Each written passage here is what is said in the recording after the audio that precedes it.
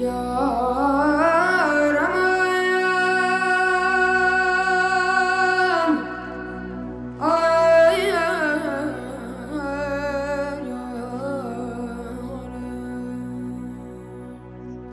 könlümün sevgili məhbub məniyəm.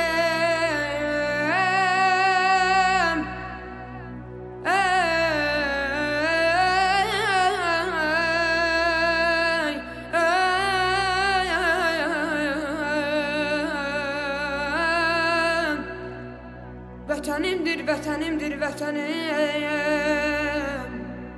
Bu dağlar tarix danışır. Hər daşında bir söz, hər sükutunda bir ah gizlidir.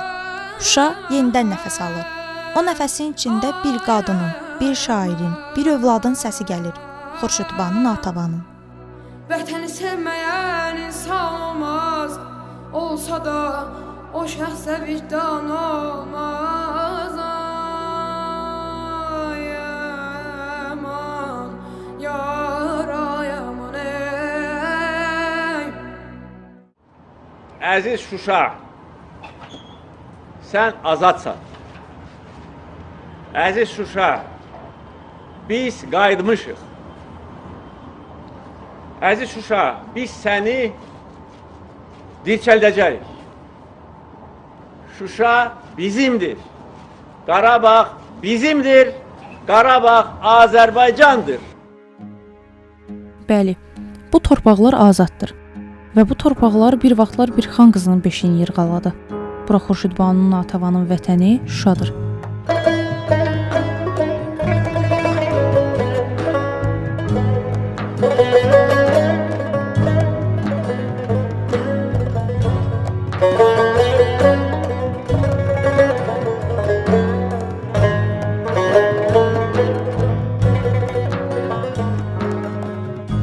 1832-ci ildə Şuşadandan olub. Atası Mehdiqulu xan sonuncu Qarabağ xanı. Ana tərəfdən Fətəli Şah Qacarın nəvəsi idi. Natəvan elə bir nəslin qızı idi ki, çadırda doğulmamış, sarayda açmışdı gözünü. Uşaqlığı saray nəzakəti, ədəbiyyatla dolu bir mühitdə keçmişdi.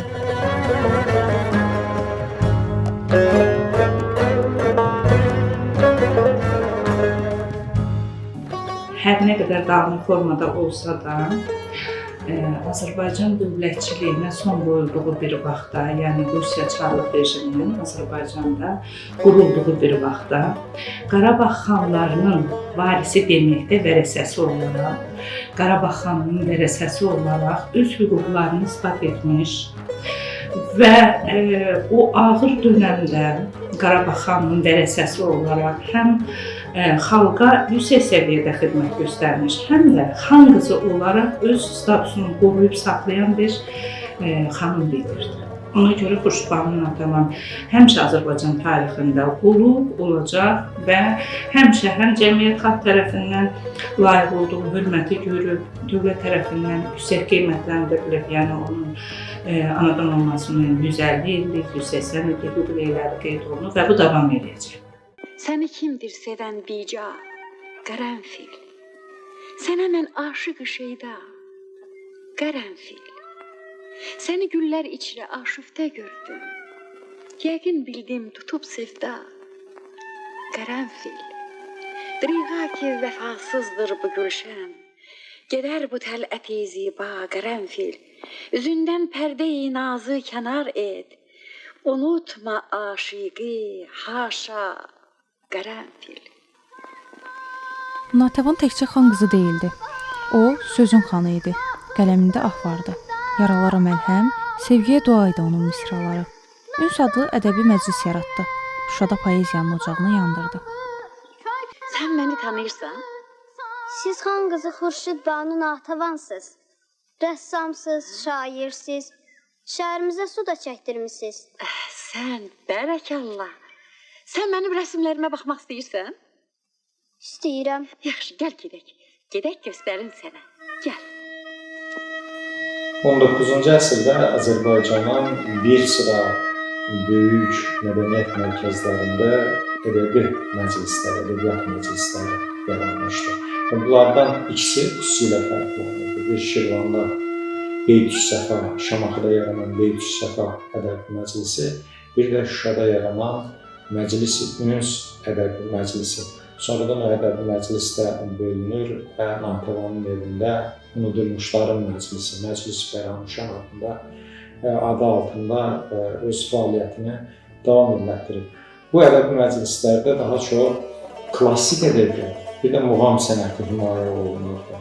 Və Natəvan da 19-cu əsrdə klassik ədəbiyyatı, divan ədəbiyyatını təmsil edən, divan ədəbiyyatını himayə edən bir şəxsiyyət kimi bunun özünün də o məclisə toplaşan şairlərlə şeirləri var. Bu şeirlərdə də 19-cu əsr Azərbaycan divan ədəbiyyatının biz ənənələrinin davam etdirildiyini görürük. Və divan ədəbiyyatı ənənələri də elədir ki, orada şairin fərdi üslubundan danışmaq bir qədər çətindir.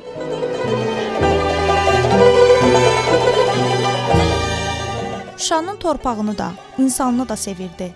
Su yox idi, insanlar susuzluqdan əziyyət çəkirdi.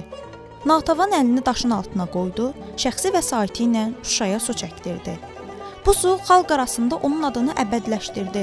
Xan qızı bulağı adlandı.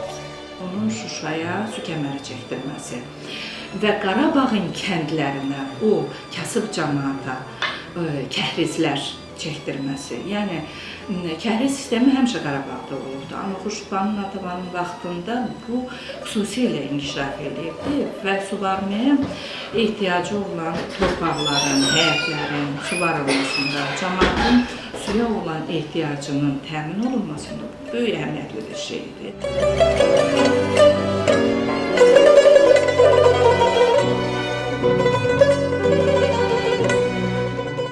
Xurşudbanu Natəvan xan qızı idi, xalq qızı oldu. Sözlə yaşadı, bulaqla axdı, yaddaşla qaldı. Bu torpaqlar azaddır və bu azad torpaqda Natəvanın səsi yenidən eşidilir.